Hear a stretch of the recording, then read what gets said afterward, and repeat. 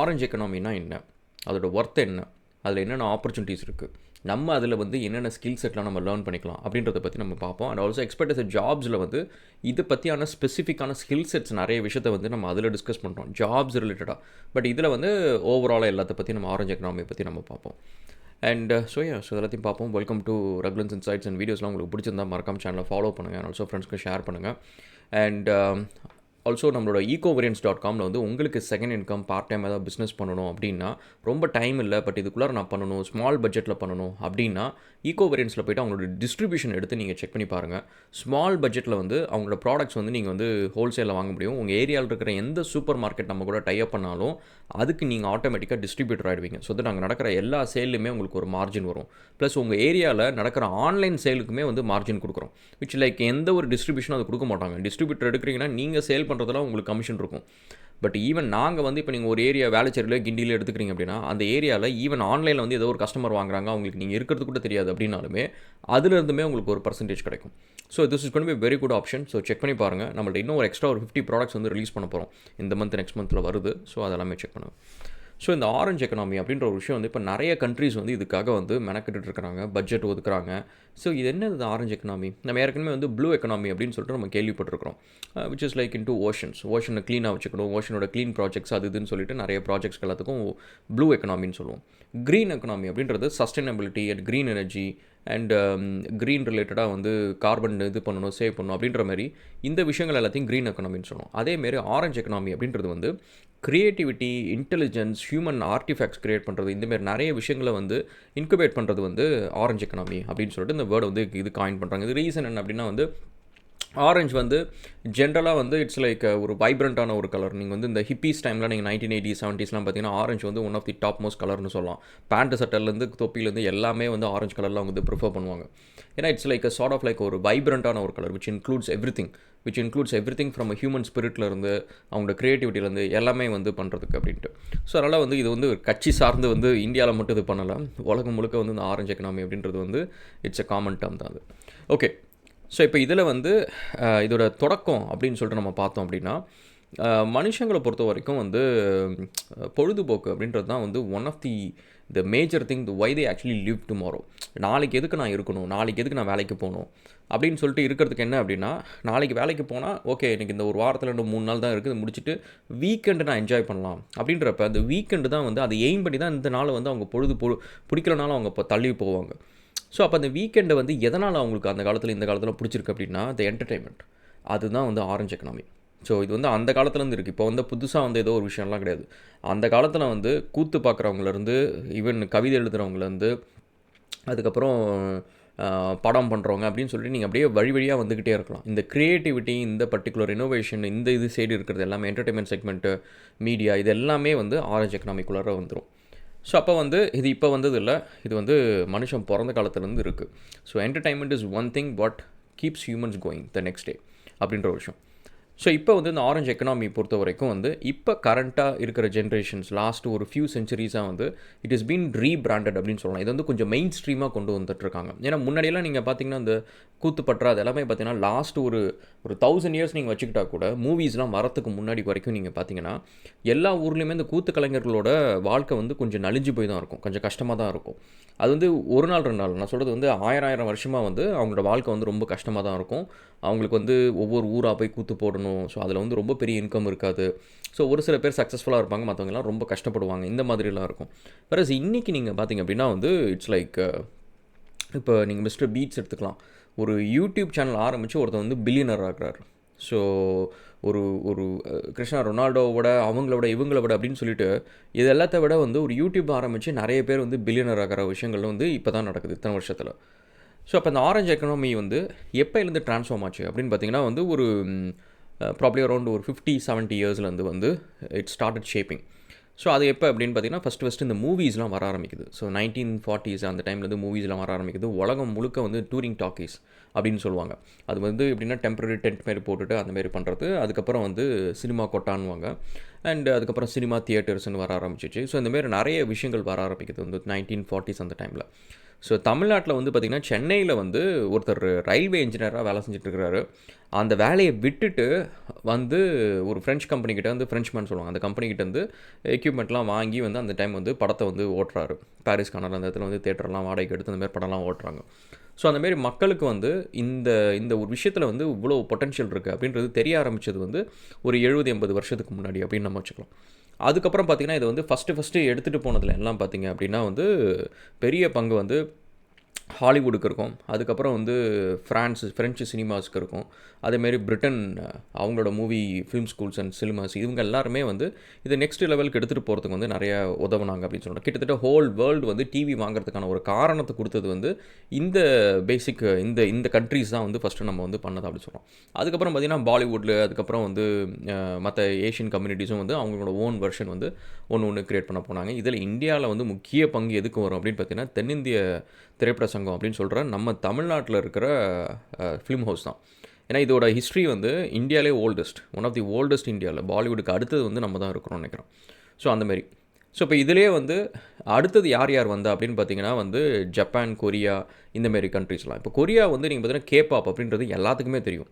அதில் இருக்கிற ஸ்டார்ஸ் பேர்லாம் கூட எல்லாத்துக்கும் தெரியும். ஸோ அந்த அளவுக்கு அவங்க ஃபேமஸ் ஆனதுக்கான ஒரு காரணம் என்னன்னா, எப்படி ஹாலிவுட் வந்து மூவி இண்டஸ்ட்ரி வந்து அவங்க தான் ஹாலிவுட்னா ஓகே மூவிஸ் அப்படின்னு சொல்லிட்டு நம்ம வந்து ஒரு பிராண்டிங்காக நம்ம பண்ணுறோமா. ஆஸ்கார் அவார்டுன்றது அவங்களுக்குள்ளே கொடுக்குற விருது தான். பட் நம்ம ஏதோ ஒரு இப்போ கொரியன் மூவியோ ஒரு இந்தியன் மூவியோ அதை போய் வாங்கிட்டு வந்துட்டாங்க அப்படின்னா அவங்களுக்கு அவ்வளோ பெரிய ப்ரெஸ்டீஜ். ஆஸ்கார் வாங்கிட்டா அது என்னென்னா அவங்க ஊரில் கொடுக்குற அவங்க ஊர் கலைஞர்களுக்கான ஒரு அவார்டு தான். ஒரே ஒரு விருது மட்டும் நம்ம வெளியில் இருக்கிற கலைஞர்களுக்கு வெளியில் இருக்கிற படத்துக்கு கொடுப்பாங்க. பட் அது வந்து உலகத்திலேயே நம்பர் 1 எல்லோரும் கருதுகிற ஒரு அவார்டு. ஏன்னா ஹாலிவுட் தான் பயனியர் அப்படின்ற மாதிரி. ஸோ அதேமாரி வந்து இந்த கேபாப் அப்படின்ற ஒரு விஷயத்தில் வந்து கொரியா வந்து they showed them what is a potential.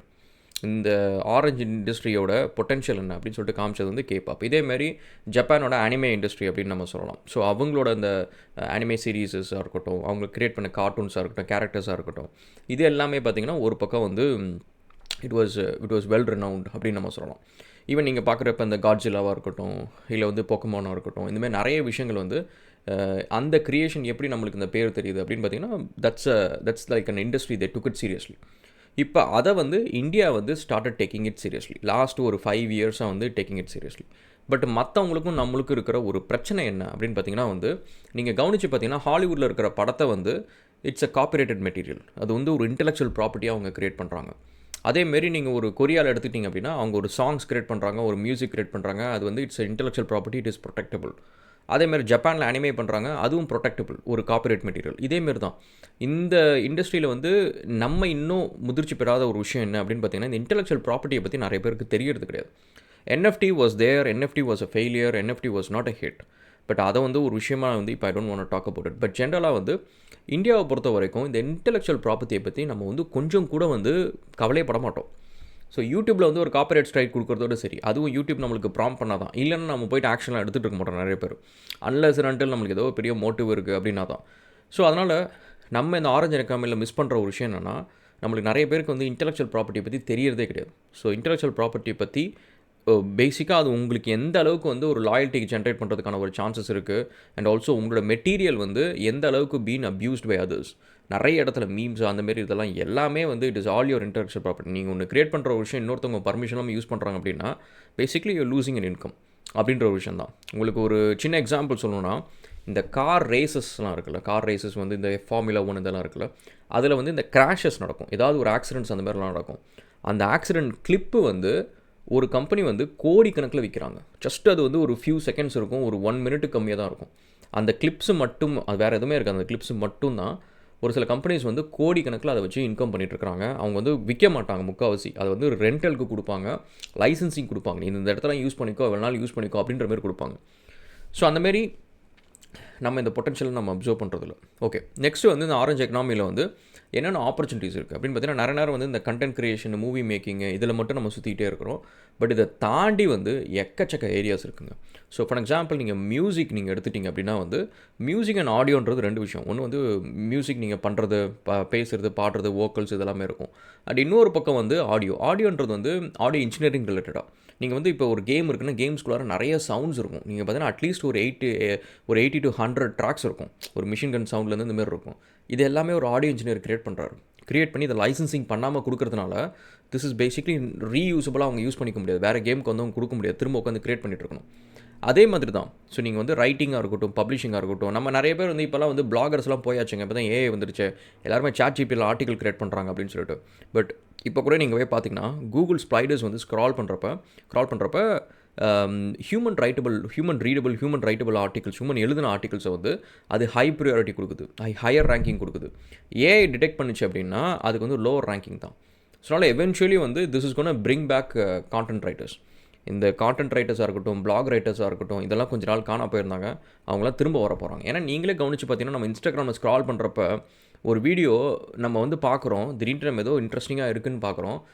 அதில் நம்ம வந்து யோசிக்கிற ஃபஸ்ட்டு விஷயம்னா இது ஏஐயா ரியலா அப்படின்றது தான். அது ஏஐனா நம்ம டக்குன்னு ஸ்க்ரால் பண்ணுறோம், ரியல்னால் அதை உட்காந்து பார்க்குறோம்.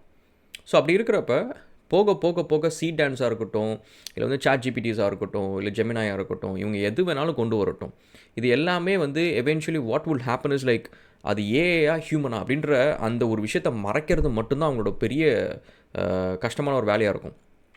அதை அவங்க பண்ணதுக்கப்புறம் த ஹோல் பாயிண்ட் என்ன இருக்கும்னா we will start depending on people who produce real content. ஏன்னா நம்மளுக்கு அந்த ஒரு ட்ரஸ்ட் ஃபேக்டர்னு வச்சுக்கோங்க, because we cannot glue to AI content. நீங்கள் வந்து ஒரு விஎஃப்எக்ஸ் படத்தில் ஒரு ஹாலிவுட் படத்தில் எல்லாம் எடுத்துக்கோங்க, அதில் விஎஃப்எக்ஸ் இருக்கும், அவெஞ்சர்ஸ் அந்த மாதிரி படத்துலாம் விஎஃப்எக்ஸ் இருக்கும், இல்லைன்னு சொல்லலை. அதில் வந்து தெரியும் அவங்க எல்லோரும் ஆக்டர்ஸ், அவங்க ஃபேக்காக பண்ணுறாங்க, எல்லாமே தெரியும். ஆனால் ஒரு அப்பா இருக்கிறாரு, அந்த படத்தில் வந்து ஒரு குழந்தை இருக்குது, அந்த குழந்தை வந்து இறக்குது அப்படின்னு பார்க்குறப்ப அந்த அப்பா அழுகுறாரு. இது வந்து ஒரு ரியலாக ஹியூமன் வந்து ஆக்ட் பண்ணுறாங்க, அது ஆக்டிங்னு தெரியும், அது ஃபேக், யாருமே சாகலை. பட் இருந்தாலும் நம்மளுக்கு அந்த எமோஷன் நம்மளுக்கு வருது. எதனால் அப்படின்னு பார்த்தீங்கன்னா அந்த மனுஷனுக்கும் நிஜமாலுமே ஒரு குழந்தை இருக்கும், அந்த குழந்தை இருந்தால் அவன் அப்படி தான் அழுவான் அப்படின்றத நம்ம ஆக்சுவலாக நம்புகிறோம். ஸோ அதனால் நம்மளுக்கும் அதை வந்து அஃபெக்ட் ஆகுது. பட் அதுவே ஒரு ஏஐ பண்ணுது அப்படின்றப்ப டசன்ட் மேட்டர் எவ்வளோ ரியலிஸ்டிக்காக இருக்குன்றது முக்கியம் இல்லை, அது ஃபேக், அது வந்து 100% ஃபேக், அதுக்கு நிஜமாலுமே அந்த ஃபீலிங் கிடையாது, ஏன்னா அதுக்கு அந்த மாதிரி ஒரு குழந்தையே கிடையாது அப்படின்றது நம்மளுக்கு ஃபீல் ஆகும். ஸோ இந்த மாதிரி வந்து இப்போ இந்த ஆரஞ்ச் எக்கனாமியோட புது என்ட்ரண்ட் வந்து இந்த AI based and automation based இந்தமாரி விஷயங்கள், டூல்ஸ், இந்தமாரி விஷயங்கள்லாம் வருது. But I don't think it will survive too long. So இந்தமாரி விஷயங்கள் ப்ளஸ் வந்து சோஷியல் மீடியா இன்ஃப்ளூயன்சிங்கும் ஒரு பெரிய எக்கனாமி தான். ஸோ இன்ஃப்ளூயன்சர், கான்டென்ட் க்ரியேஷனு, இந்தமாரி விஷயங்களும் ஒரு எக்கனாமி தான். ப்ளஸ் வந்து பர்ஃபார்மிங் ஆர்ட்ஸ் எடுத்துக்கோங்க, actor, theatre, drama and song writing, lyricist, dialogue writers அப்படின்னு சொல்லிட்டு இதெல்லாம் நீங்கள் எடுத்துக்கலாம். ஸோ இது எல்லாமே உங்களுக்கு வந்து இந்த ஆரஞ்ச் எக்கனாமியில் ஒரு விஷயந்தான். ப்ளஸ் வந்து கான்டென்ட் க்ரியேஷன்லேயே கோர்ஸ் க்ரியேஷனாக இருக்கட்டும், டெக்னிக்கல் மெட்டீரியல், நான் technical material, managerial, business content and finance content, இந்தமாரி கண்டென்ட் எல்லாம் டிஃப்ரெண்ட் டைப்ஸ் ஆஃப் கண்டென்ட் இது எல்லாமே இதுக்குள்ளே வந்துடும்.